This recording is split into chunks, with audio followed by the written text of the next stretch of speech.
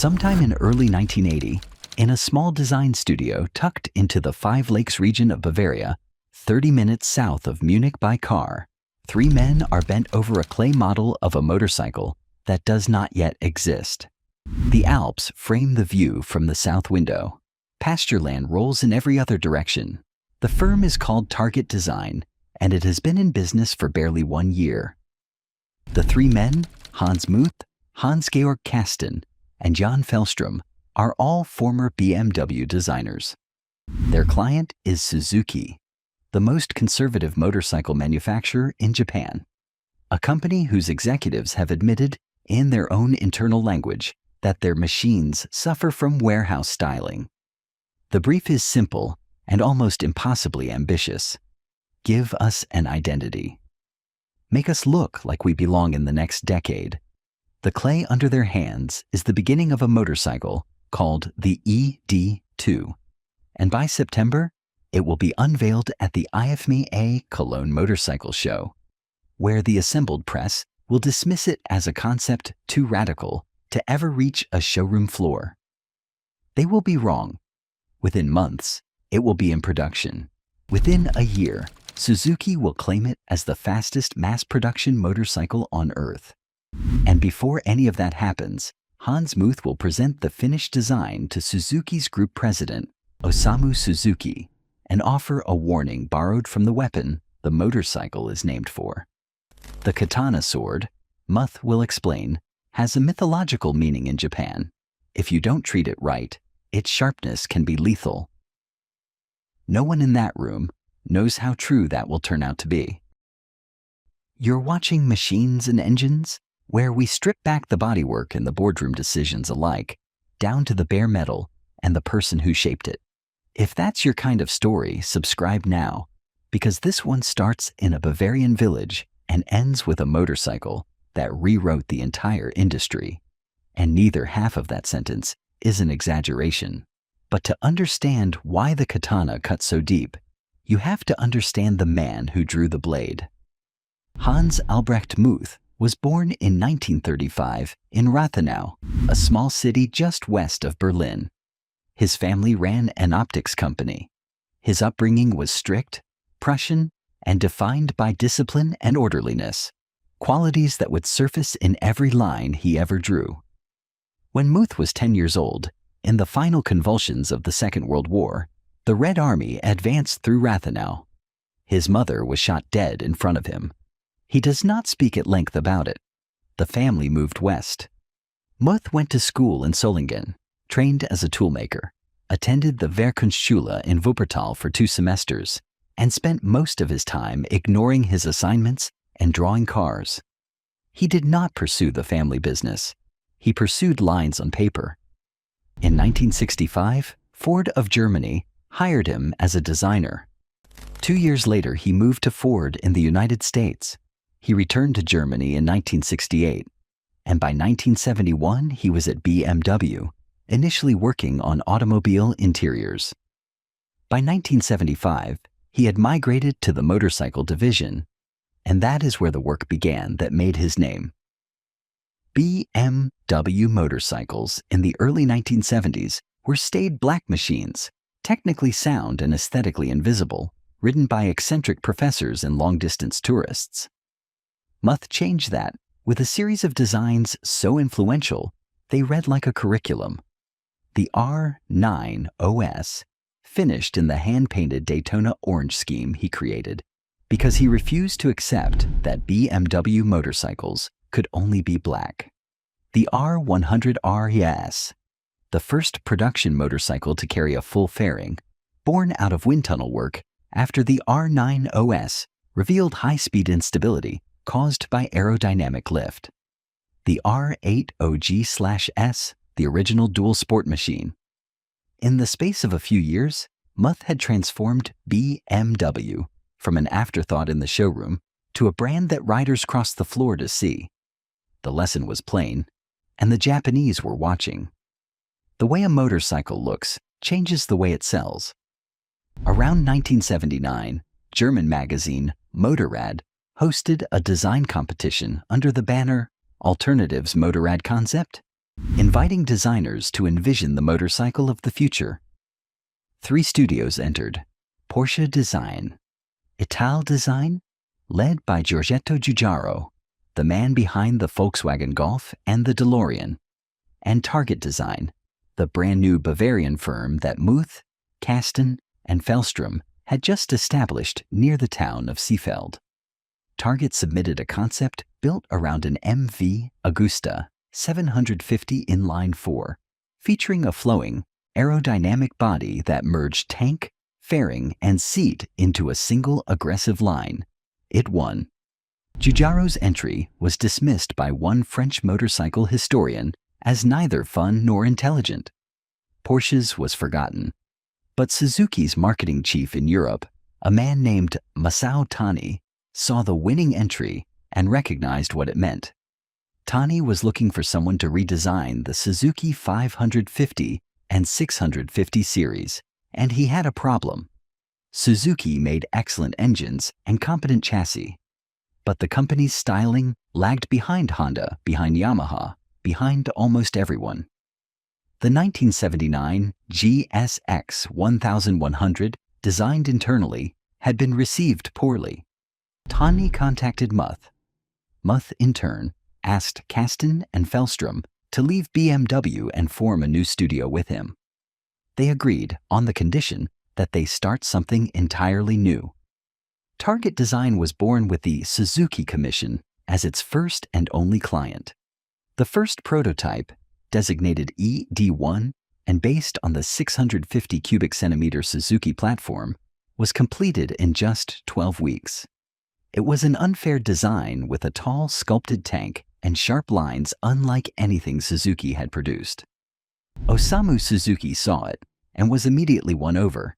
He authorized a second prototype, the ED2, based on the larger GSX 1100 engine and chassis, with a half fairing and a more radical wedge-shaped profile. The deadline for completion was the IFMA Cologne Motorcycle Show in September of 1980. There was not a moment to spare. Target Design was, at this point, 3 men and a studio. They were building the future of one of the world's largest motorcycle manufacturers out of a workshop surrounded by cow pastures, but they made the date. The challenge of the ED2 was that it had to be radical on the outside and practical underneath. Suzuki needed the design to incorporate existing components, specifically the complete GSX 1100 engine, the steel cradle frame, and the electrical system, to keep production costs sane and the timeline possible. Target's philosophy was to keep every component as compact and close-fitting as possible, tucking parts inward, eliminating visual clutter, reducing the number of separate pieces wherever they could. The overlapping instrument dials, 2 gauges that partially eclipsed each other on the cluster, became a signature. The petrol filler was offset from center to allow a single clean seam weld along the top of the tank. The seat was covered in synthetic suede, a material no other production motorcycle had used. The tank itself was what Muth called the V-shape, narrowing dramatically toward the rider and diverging toward the front of the machine, drawing the eye along a line that suggested speed even when the motorcycle was standing still. The bodywork was tested in the wind tunnel at Pininfarina in Italy, the same house that shaped Ferraris, to optimize the small fork head fairing for high-speed stability. Muth rendered the prototype in silver, the color of a polished blade. On the side cover, he placed the Japanese kanji character for katana, interleaved with a red image of the sword itself. And then he flew to Japan to present the finished designs to Osamu Suzuki. It was at that meeting, by multiple accounts, that Muth offered his warning.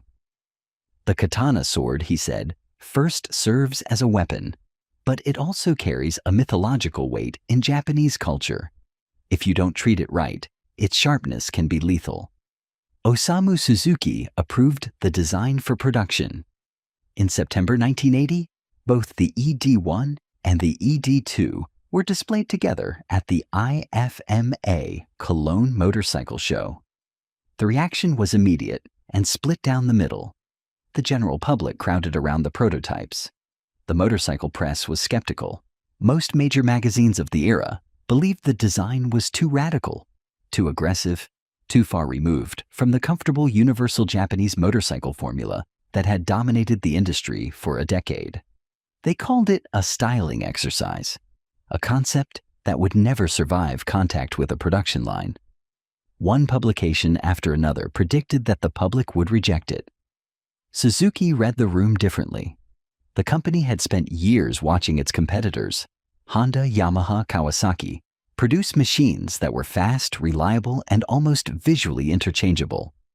The UJM era had created a market where every showroom floor looked the same. Ducati's Mike Halewood replica and Laverda's Joda offered style and performance, but at $6,000 and $7,000 respectively, they were priced beyond most riders. Suzuki saw a gap between European design ambition and Japanese manufacturing efficiency, and the Katana was the sword that could cut through it. The decision to put both models into production, against the advice of much of the trade press, was the single most important design decision in Suzuki's motorcycle history. It was not safe, it was not conservative, and it was the making of the company's next decade. Therefore, the production GSX-110 0S Katana went on sale in the summer of 1981, differing from the Cologne prototype only in minor details. A small wind deflector screen, paired mufflers, and black accent paint on the front fender and airbox covers. Underneath the radical skin sat a 1,074 cubic centimeter DOHC 16-valve inline four-cylinder engine with Suzuki's TSCC combustion chambers, 72mm bore, and 66mm stroke, producing a claimed 111 brake horsepower at 9,500 revolutions per minute. 5-speed gearbox. Chain final drive. Dry weight of 232 kilograms. A double cradle steel frame with a twin-shock rear end and telescopic forks fitted with a hydraulic anti-dive system developed by Suzuki's Grand Prix racing team. Clip-on handlebars, the first ever fitted to a mass-production street bike. Rear set foot pegs. A riding position that pushed the rider forward and down into the machine, rather than on top of it. But the GSX-1100S was never sold in the United States, not initially. The American distributor looked at the design and blinked. Too radical for the American market, they said. The styling would alienate buyers. Suzuki of America passed. The solution came from the racetrack. AMA, superbike rules at the time, imposed a 1,000 cubic centimeters displacement limit. Suzuki engineers bored the GSX 1100S engine down from 72mm to 69.4, keeping the 66mm stroke, producing a displacement of 998 cubic centimeters.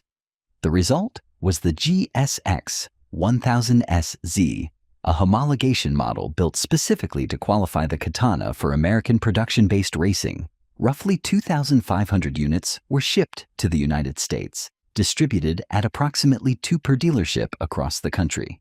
The suggested retail price was $4,499, $500 more than the standard GS 1100E, and a fraction of what a comparable European sport bike cost. Japan did not get the Katana either. Domestic displacement regulations prohibited the sale of motorcycles above 750 cubic centimeters on the home market. The GSX 1100S became an export-only machine, and Japanese riders who wanted one had to buy it from an overseas dealer and re-import it. The phenomenon became so widespread that the word re-importing entered the Japanese motorcycle vocabulary specifically because of the Katana. And then the numbers started arriving. Cycle World tested the GSX 1000SZ in late 1981 and recorded a half-mile speed of 140 miles per hour, 5 miles per hour, faster than the larger displacement GS 1100 and the Kawasaki GPZ 1100. Despite giving away 76 cubic centimeters to its stablemate, the Katana's aerodynamics made up the difference, and then some. The quarter mile fell in 11.32 seconds at 120 miles per hour. It stopped from 60 in 122 feet, the shortest braking distance of any motorcycle over 500 cubic centimeters that the magazine had ever tested. Fuel economy, 54.2 miles per gallon. The editors wrote that the Katana screamed to be used every time it was pulled out of the garage, and that it was nothing to be trifled with. When the 1983 model arrived with the full 1,074 cubic centimeter engine, AMA having dropped the displacement limit to 750 for that season, rendering the 1,000 cubic centimeter distinction moot. Cycle World recorded a quarter-mile time of 11.05 seconds at 123.64 miles per hour and called it the quickest stock motorcycle they had ever tested. $4,499, faster than anything in the showroom, Japanese or European. But the Katana's reach extended beyond the stopwatch. The GSX 1100SXZ, a variant built for the New Zealand market, remains one of the rarest production motorcycles of the 1980s. Rod Coleman, Suzuki's distributor in New Zealand, worried about the Honda CB 1100R dominating the national production championship, requested a higher specification Katana with upgraded cams and black exhausts. New Zealand's homologation rules required just 20 production machines. Suzuki built 45. They were fitted with wire wheels for weight savings and an 18-inch rear for better tire selection on track. Dave Hiscock rode one to the 1981 and 1982 New Zealand National Production Championship. 45 machines, purpose-built for a single country's racing regulations. The collectors who own them today do not sell. And yet, sitting underneath all of that performance, underneath the fastest half-mile speed and the shortest braking distance and the most radical bodywork ever fitted to a Japanese street bike, was a chassis that belonged to the previous decade. The GSX 1100S frame was essentially the same steel cradle as the conventional GSX 1100E. Twin rear shocks, a 19-inch front wheel, forks that were competent until the anti-dive system overheated and the oil frothed, at which point they became vague. The engine was mounted high and wide in the frame, raising the center of gravity. The wheelbase stretched to 1,520 millimeters. At 232 kilograms dry, it was no lightweight. In a straight line, at speed, tucked behind the fairing, the Katana was untouchable. On a tight, technical back road, the Italian exotics still had the advantage. The future lived on the outside of the motorcycle. The past lived underneath it. And the Japanese competition, which had spent the last 2 years studying every line target design had drawn, was about to close that gap from both directions at once. The blade forged the era, and the era was about to forge something sharper. In 1984, Kawasaki unveiled the GPZ 900R, and the world the Katana had opened began to close around it. The GPZ was liquid-cooled, where the Katana was air-cooled. It carried a 16-valve 4 like the Suzuki, but wrapped it in a chassis that was lighter, tighter, and more willing to change direction. The frame was new. The suspension was modern. The aerodynamics owed everything to the Katana's example, but executed the lesson with sharper tools. That same year, Yamaha released the FJ 1100, which claimed the sport touring ground with a combination of power and all-day comfort that the Katana's aggressive riding position could not match. The Katana had taught the industry that design matters, that aerodynamics matter, that the relationship between rider and machine matters more than raw displacement, and now the industry was executing those lessons better than the machine that had taught them. The evidence was on every showroom floor. Honda's VF75OF Interceptor carried crisply folded lines and a faired-in profile that traced a direct lineage to Target Design's work. The Kawasaki GPZ, which would later become famous as the motorcycle in the film Top Gun, wore a wedge-shaped fairing that owed its existence to the Cologne prototype. Yamaha's FZ series adopted the integrated styling philosophy that Muth, Kasten, and Fellstrom had pioneered. Among professional motorcycle designers, the Katana is consistently cited as one of the most influential designs in the history of the medium. Its children were everywhere, and its children were faster. Suzuki's own response was the most decisive proof that the Katana's revolution had succeeded. In 1985, the company introduced the GSXR 750, an oil-cooled, aluminum-framed machine that took the Katana's core argument that a motorcycle should look like speed even standing still and stripped away everything the Katana could not shed. The steel cradle frame was gone, the twin rear shocks were gone, the heavy wide engine placement was gone. The GSXR weighed under 180 kilograms dry. It handled like a race machine because it essentially was one. By 1986, the GSXR 1100 arrived with 137 horsepower and a dry weight of 197 kilograms. The GSXR series would become one of the most iconic sport bike lineages in history. It was the Katana's truest heir, and its arrival was the Katana's death notice in Europe. The last original Katanas were sold on the continent in early 1985. The air-cooled GSX family, of which the Katana had been the sharpest expression, gave way entirely.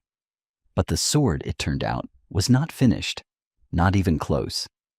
In 1990, Suzuki celebrated its 70th anniversary and chose to mark the occasion with a gesture that bordered on industrial archaeology. The company pulled the original GSX 1100S tooling out of storage and remanufactured a batch of 200 Katanas in exact 1980 specification. Everyone was painted silver like the first blade. Everyone was individually numbered. They were offered exclusively on the Japanese domestic market, where the original GSX 1100S had never been officially sold due to the displacement regulations that had only recently been lifted. Every single unit sold on the day of release. Suzuki repeated the operation in 1991. 200 more. Same specification.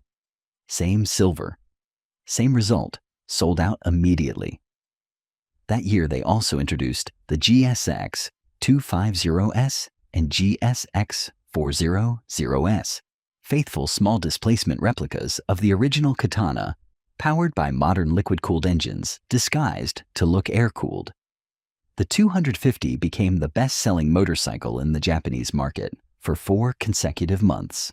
A design that was a decade old was outselling machines built on the latest technology because the people who bought them were not buying specifications. They were buying the shape of a memory.